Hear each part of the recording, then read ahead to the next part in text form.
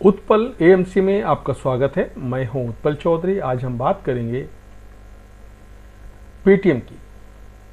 RBI ने एक बड़ी अच्छी खबर दी है पेटीएम यूजर्स के लिए। 85% पेटीएम यूजर्स को नहीं होगी दिक्कत, ये गवर्नर ने कहा है आरबीआई के। बाकी को वॉलेट दूसरे बैंकों से लिंक करने को कहा गया है। फुल डिटेल में आपको बताता हूं। 80 से 85% पेटीएम वॉलेट ग्राहकों को पेटीएम पेमेंट बैंक पर हुई कार्रवाई से कोई असुविधा नहीं होगी। रिजर्व बैंक के गवर्नर शक्तिकांत दास ने ये बात कही है। उन्होंने कहा कि पेटीएम वॉलेट के 80 से 85% उपयोगकर्ताओं को नियम की कार्रवाइयों की वजह से किसी भी तरह की परेशानी का सामना नहीं करना पड़ेगा और शेष उपभोक्ताओं को अपने ऐप को दूसरे बैंकों से जोड़ने की सलाह दी गई है।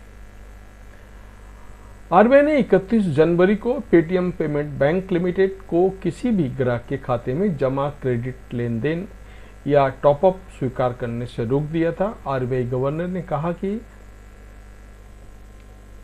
पीपीबीएल से जुड़े वॉलेट को अन्य बैंकों से जोड़ने की समय सीमा 15 मार्च तय की गई है। उन्होंने कहा कि 15 मार्च तक दिया गया समय पर्याप्त है और इसे और बढ़ाने की जरूरत नहीं है।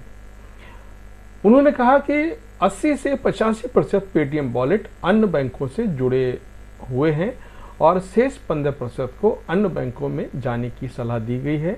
उन्होंने कहा कि आरबीआई ने एक विनियमित इकाई के खिलाफ कार्रवाई की है जो इस मामले में पीपीबीएल है और इसमें फिनटेक कंपनियों के खिलाफ होने जैसा कुछ भी नहीं। एक इंटरव्यू के दौरान दास ने जोर देकर कहा कि आरबीआई वित्तीय प्रौद्योगिकी क्षेत्र में नवाचार की पक्षधर है। उन्होंने कहा आरबीआई फिनटेक का पूरा समर्थन करता है और करता रहेगा।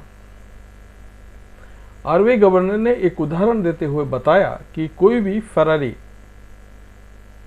मालिक हो सकता है और चला सकता है, लेकिन फिर भी हादसों से बचने के लिए यातायात नियमों का पालन करना पड़ता है। ये पूछे जाने पर एक भारतीय राष्ट्रीय भुगतान निगम यानी एनपीसीआई पेटीएम भुगतान ऐप के लाइसेंस पर कब तक निर्णय करेगा, दास ने कहा उसे इसकी आंतरिक जांच करनी होगी। उन्होंने कहा कि जहां तक आरबीआई का सवाल है, हमने उन्हें सूचित किया है कि एनपीसीआई अगर पेटीएम पेमेंट ऐप को जारी रखने पर विचार करता है तो हमें कोई आपत्ति नहीं है, क्योंकि हमारी कार्रवाई पेटीएम पेमेंट बैंक के खिलाफ थी। ऐप एनपीसीआई के पास है। एनपीसीआई फैसला लेगा। मुझे लगता है कि उन्हें जल्द ही फैसला करना चाहिए। पेटीएम के प्रवर्तक विजय शेखर शर्मा ने पेटीएम बैंक के अंशकालिक गैर कार्यकारी चेयरमैन पद से पिछले महीने इस्तीफा दे दिया था और बैंक के निदेशक मंडल का पुनर्गठन किया गया है।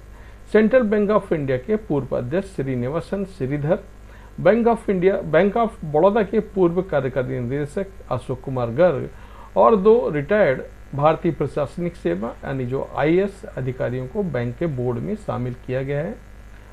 दास बोले सालाना वृद्धि दर 7.6 से अधिक होने का अनुमान। आर्थिक वृद्धि के मामले में दास ने कहा कि उच्च आवृत्ति वाले संकेतकों और आर्थिक गतिविधियों की गति की हमारी समझ बताती है कि चौथी तिमाही में 5.9% की वृद्धि दर को पार किया जा सकता है। उन्होंने कहा कि अब ऐसा होगा कि जाहिर तौर पर सालाना वृद्धि दर 7.6% से अधिक होगी। इस बात की भी संभावना है कि चालू वित्त वर्ष के लिए जीडीपी का आंकड़ा 8% के करीब रहेगा।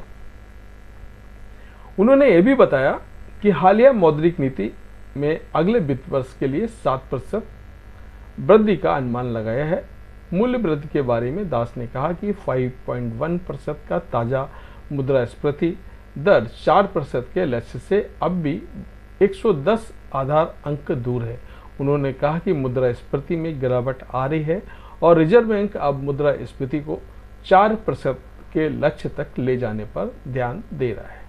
तो ये था हमारा आज का लेटेस्ट न्यूज और मैं आपसे बोलना चाहूँगा, चैनल आपने अभी तक सब्सक्राइब नहीं किया तो चैनल को सब्सक्राइब कर लें बेल आइकन की घंटी बजा दें, जिससे हमारे आने वाले सभी वीडियो सबसे पहले आपको मिले। साथ ही वीडियो लाइक करें, फैमिली और फ्रेंड के साथ शेयर भी करें। धन्यवाद।